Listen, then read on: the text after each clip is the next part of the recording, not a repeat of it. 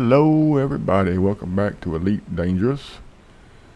Are fleet carriers worth it? The age-old question. Every new player wants to know it. And my answer is, in my opinion, absolutely 100% yes. They are. There's nothing like having your own private aircraft carrier in space. The best thing about it, all your ships, all your modules, everything goes where you go, when you go. No more shipping modules and ships here and there. And yes, they are a little bit expensive. $7 billion is really a good number. You want to have enough to get your fleet carrier, $1 billion to fit it out, and $1 billion left over. And that is not really hard to obtain. Now my carrier only costs me about $19 million a week, which is not that much. I got Pioneer supplies because I do like to have my own weapons, and I got the bar. I like to have a chill spot, even though there's hardly no crew members on here. I don't know what's going on with that. There's a glitch or something. But it all comes down to knowing how to make money in this game. Oh yeah, let's not forget about your personal office. Now I have some links to some videos of what's wrong with the floor in here on how to make money in this game, and I'll put the links in the description. And once you have the art of making money down in this game, which is fairly easy to do, and you have billions sitting in your carrier and you have billions in your pocket, you're not going to be worried about 19 million or 20 million a week, because some of these things on the fleet carrier are not necessary. The shipyard is one of them. The shipyard takes up a lot of space. And let's go take a look at the carrier management screen. Now I got $6 billion sitting in the carrier balance. I pay $16 million a week, and that's enough for 5 years. So, you know, I could quit the game for 5 years, the carrier will still be here. And making $16 million a week is peanuts when you know the little systems for making big money. Now you got your bridge crew, of course, commodity trading, Tritium Depot. You do want your refuel station, which only takes up 500 units of space.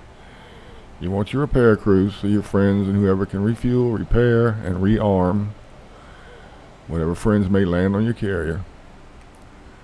And they only take up 250, 300 units of space. I don't have the redemption office. I don't really see the need for that. Shipyard, look at that, 250 million up front and 3,000 units of space. Now you as the carrier owner, you have access to the shipyard anyway. You can park all your ships on there and not have to worry about it. The shipyard is only good for if your friends want to call their ships to your carrier. You need a shipyard for that. Outfitting, you don't need that. You have access to that anyway.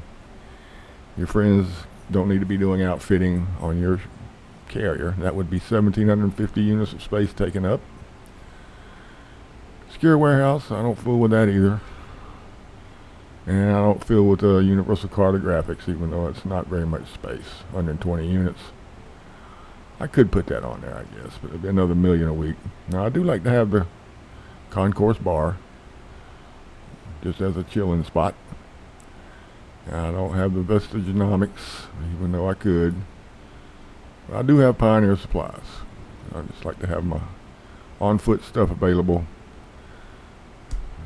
and the bartender for trading on-foot materials and stuff. Like I said, it just comes down to knowing how to make the money. Tritium is expensive, and carrier upkeep is expensive. But when you know how to make billions and billions and billions, you're not going to be worried about it. So I could free myself up a little bit of space if I get rid of these ceramic composites. I don't know why they're on there. And I got $45.99 of tritium, 25,000 units of total space. You want to keep plenty of free space for when the chances come around, the opportunities to make really big money. And you can customize your fleet carrier. I'm going with the vibrant green. These paint jobs really are not too much to talk about. They leave a lot to be desired to me. find a color that you like, and then in certain sunlight it looks different.